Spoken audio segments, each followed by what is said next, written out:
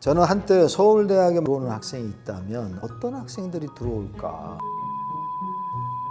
참아낼 수 있는 아이들. 그런 사람이 과연 몇 명이나 될까요? 결국 그런 애들이 서울대학을 가는 거야. 정말 머리가 똑똑해서 갔는지는 모르지만 매우 특이한 학생들이다. 안녕하세요. 반갑습니다. 여러분들하고 이렇게 만나서 여러 가지 좋은 얘기들을 나눌 수 있게 돼서 반갑습니다. 저는 서울대학교 영어교육과에 재직하고 있는 이병민 교수입니다.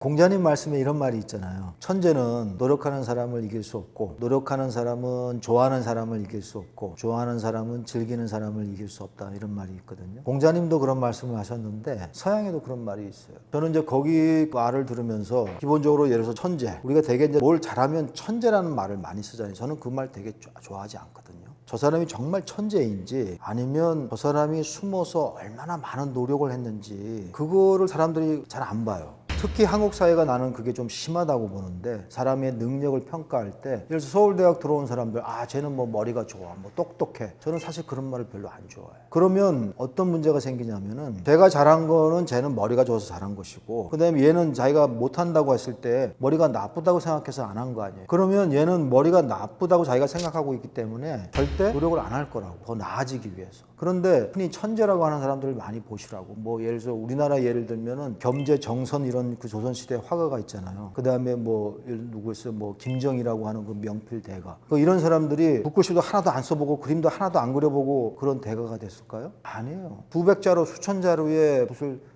흘렸을 것이고, 뭐 서부에 가면은 예를 서양에 가면 뭐 미켈란젤로라든지 뭐 레오나르도 다빈치 이런 사람들이 그냥 자기가 머리가 좋아서 하루 아침에 막 아이디어가 있어가지고 그렇게 했을까요? 아니에요. 그 사람들도 자기가 20대 그린 그림하고 30대 40대 그린 그림이 달라지잖아요. 그러니까 그걸 천재다 이거다 보다는, 물론 그런 어떤 호기심, 재능, 사람이라는 게 뭐 100명이 있으면 100명이 똑같은 데다가 어떤 관심을 가지는 건 아니잖아요. 어떤 사람은 그림에 더 관심을 가질 수도 있고, 어떤 사람은 음악에 더 관심을 가질 수도 있고, 어떤 사람은 책에 더 관심을 가질 수도 있는 거잖아요. 그런 관심의 차이는 개인마다 다를 수도 있지만, 그 사람들이 더 나아지는 데 있어서 단순히 자기 재능만 가지고 나아질 수 있을까? 그건 아닌 거죠. 그만큼의 노력과 시간이 들어가야 되는 거죠. 그래서 거기서 좋아하는 사람보다 즐기는 사람이 더 낫다라고 하는 말 속에 담겨 있는 진실은 뭐냐면은, 생각해 보세요. 좋아하는 사람이 거기에 더 많은 시간을 보낼 것 같으세요? 즐기는 사람이 거기에 더 많은 시간을 보낼 것 같으세요? 그래서 그 사람이 더 잘하는 거라고. 저는 한때 서울대학에 만약에 들어오는 학생이 있다면 어떤 학생들이 들어올까, 그런 생각을 많이 해봤거든요. 그러면 뭐 기본 능력은 있을지 모르지만 한국 교육 시스템을 참아낼 수 있는 아이들, 청소년 시기라는 것이 인생에 있어서 가장 그 뜨거운 시기잖아요. 그 다음에 아직 청소년들의 뇌는 완전히 발달된 단계가 아니라고. 왜 청소년기에 이렇게 잠이 많은 줄 아세요? 그 뇌하고 관련이 있어요. 청소년의 뇌는 많이 자게끔 돼 있다고. 그래서 미국 같은 나라는 학교 등교 시간을 좀 늦추면 아이들이 훨씬 학습 능력이라든지 효율이 좋아지는 그런 연구 결과도 있어요. 그런 것처럼 청소년의 뇌는 아직은 성인처럼 완전히 성숙한 단계가 아닌데, 그 아이들이 하루 12시간, 막 20 몇 시간씩 이렇게 참아내면서 잠을 이겨내면서 공부를 할 수 있다? 그런 사람이 과연 몇 명이나 될까요? 결국 그런 애들이 서울대학을 가는 거야. 정말 머리가 똑똑해서 갔는지는 모르지만 그 정도의 노력을 할 수 있는 사람이 많지 않잖아요. 매우 특이한 학생들이다. 저도 제 사춘기를 이렇게 돌아보면은, 우리 부모님은 나를 어떻게 볼지 모르지만 나는 사춘기가 없었거든. 사춘기는 저는 대학에 가서 사춘기를 알았어요. 그러면서 그냥 오로지 공부를 해야 되겠다 이런 생각만을 많이 했었거든. 근데 이제 대학에 가서 뭐 연애도 하게 되고 막 이런 경험을 했는데, 중고등학교 때는 그런 생각을 별로 못했던 것 같아요. 근데 생각해보면 되게 이상하지 않아요? 그 청소년기에 막 놀러도 가고 싶고 여학생도 만나고 싶고 음악도 듣고 싶고 막 이랬을 텐데, 그런 유혹에서 약간은 좀 멀어져 있었던 거죠. 근데 그 캐릭터를 가진 학생들이 좀 더 많지 않았을까 하는 생각은 좀 해봐요. 지금 와서 돌이켜보면. 어떻게 보면 또 뭐 약간 소심하다고 그럴까? 왜냐면 시험 문제 뭐 한두 문제 틀리면 마음에 상처를 받는다든지, 아니면 내가 중요하게 해야 될 거에 있는데 그걸 못하면 내 마음이 불편하다든지 그런 거잖아요. 그건 제 개인적인 성격인지는 모르겠는데, 우리나라 교육 과정에서는 그런 거를 극복을 해야지만이 성취를 만들어낼 수 있잖아요. 그게 꼭 다른 나라들은 딱 그런 건 아니거든. 근데 우리나라에서는 그걸 견뎌야 되는 거죠. 그걸 못 견디면 떨어져 나갈 가능성이 많지. 머리가 나쁘다든지 아니면 능력이 없어서가 아니라 못 견디면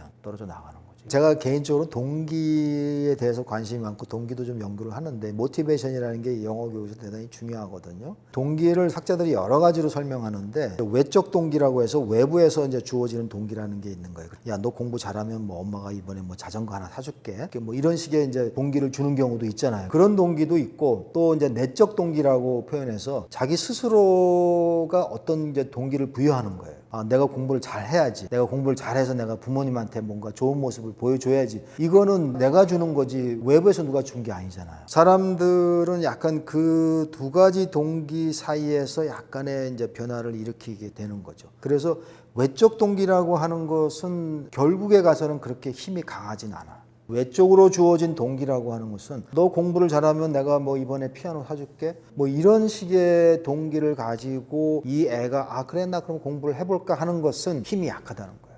오래 지속이 안 돼. 지속이 안 되지만 자기가 내적으로 가지고 있는 자기가 예서 고울 같은 거 자기가 세팅할 수 있잖아요. 그런 차이는 좀 있어요.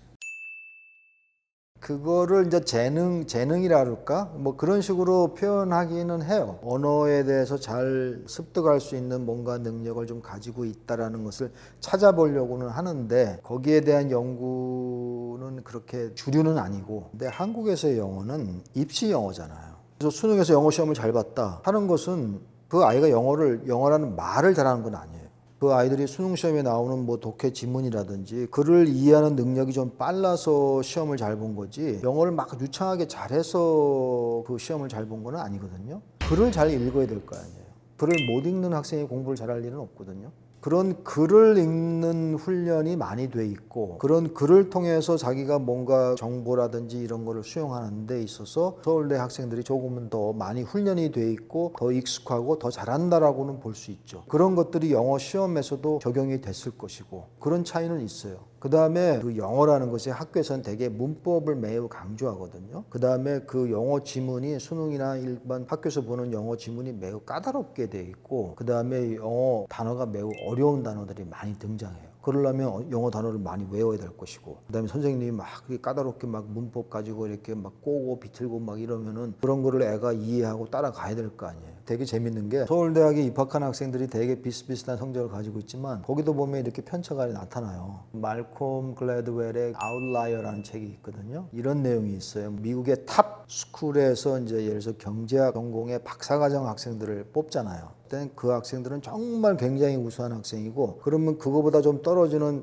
그 세컨 티어에 해당하는 그룹의 대학에서 박사과정 학생들을 뽑았을 때는 그 학생들에 비해서 여기 탑스쿨에 있는 학생들은 굉장히 우수한 학생들이거든요. 근데 이 사람들이 졸업하고 나가서 교수나 학자로 활동할 때 그 사람들의 퍼포먼스를 보면은 탑스쿨에 탑을 한 학생들은 여전히 탑이에요. 근데 탑스쿨의 중간이나 그 이하에 된 학생들은 퍼포먼스를 보면은 이 세컨 티어, 세컨 그룹의 정도에 해당하는 학교를 졸업한 거기서 탑으로 졸업한 학생들에 비해서 퍼포먼스가 떨어진다는 거예요. 이상하죠? 그 미국에 있을 때 친구 학생이 프린스턴 대학에서 학부를 졸업했는데 물리학을 전공했는데 물리학 시간에 자기가 C인가 B를 받았다는 거예요. 그래서 자기가 느끼기에 아 나는 물리학을 잘 못하나? 프린스턴 대학이면은 제일 탑의 스쿨인데 근데 예를 들어서 만약에 그거보다 못한 무슨 뭐 약간 텍사스 대학이나 아니면 무슨 버클리나 이런 데서 물리학 시간에 만약에 탑을 받은 학생이면은 자기가 물리학을 굉장히 잘한다고 생각할 가능성이 있는 거죠. 그래서 서울대학에 들어오는 학생들도 자기 스스로가 나름대로 이게 계층화가 되는 것 같아요. 그래서 그냥 그래 나는 뭐 베스트가 아닌 모양이지 그러면은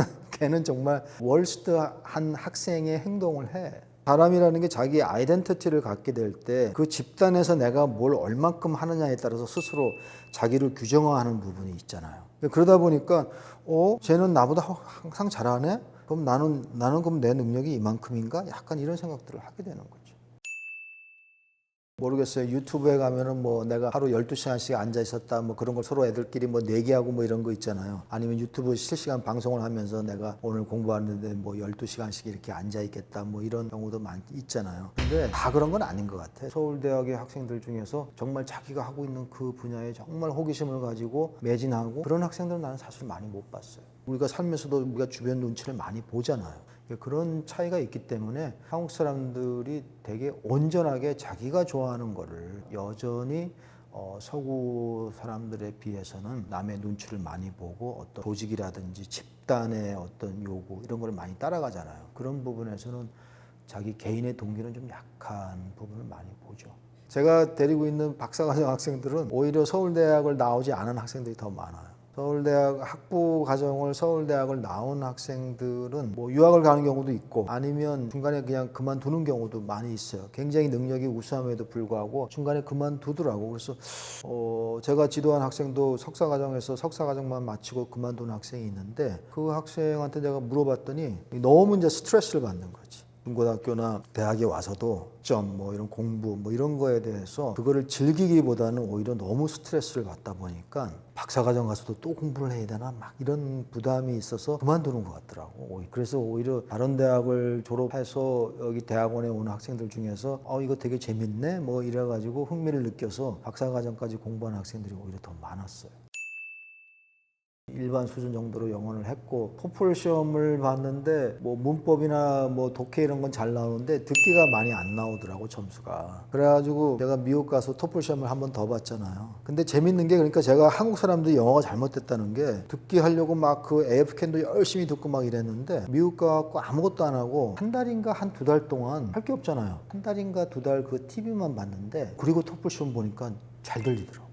그리고는 한국에 잠깐 다니러 나왔거든요. 그래 내가 그럼 영어를 얼마나 잘하게 됐을까? 영어 실력이 좀 늘었나? 이래가지고 유학 가기 전에 준비했던 그 회화 테이프 있었는데 들어봤더니 너무 느린 거야. 그리고 너무 또박또박하게 그 영어를 하더라고. 그런 영어는 일상생활에서는 거의 듣기 어렵거든요. 그냥 2년 동안 수업 강의 듣고 뭐 미국 사람 만나면 미국 사람하고 대화하고 집에 오면 가끔 뭐 영어 TV 드라마 보고 이거밖에 한 게 없다고. 내가 영어를 막 한국에 있을 때처럼 막 리스닝 공부한다고 내가 막 듣고 막 공부한 게 아니거든요. 아까 제가 말씀드렸지만은 그렇게 영어 실력이 조금씩 느는 거예요. 늘어서 내 뇌가 그 영어라는 언어에 조금씩 이렇게 특화가 되는 거지. 하루아침에 느는 게 아니라. 근데 그러면 그때로 내가 영어 능력이 다 끝났냐? 아니에요. 저는 지금도 출퇴근할 때 여기 올 때도 영어 라디오 방송에서 난 팟캐스팅을 내가 한 15년부터 들었다고. 그러면 차만 타면은 묻는다고. 그래서 내가 느끼기에는 유학을 마치고 들어왔을 때 내 영어 듣기 능력하고 지금하고 비교하면 나는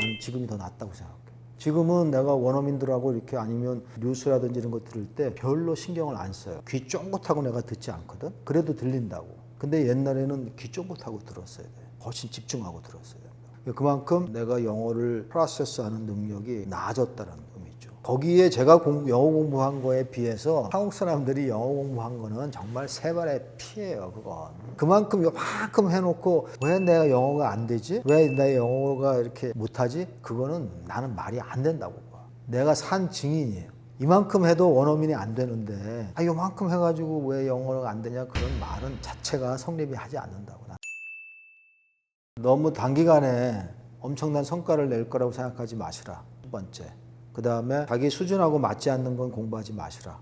자기 수준하고 맞는 거를. 남이 한다고 따라가지 말고 자기 수준하고 맞는 거를 하시라. 그 다음에 영어를 내 언어로 만들고 싶으시면은 그거는 뇌가 바뀌어야 되는 것이다. 그러려면은 시간이 오래 가야 된다.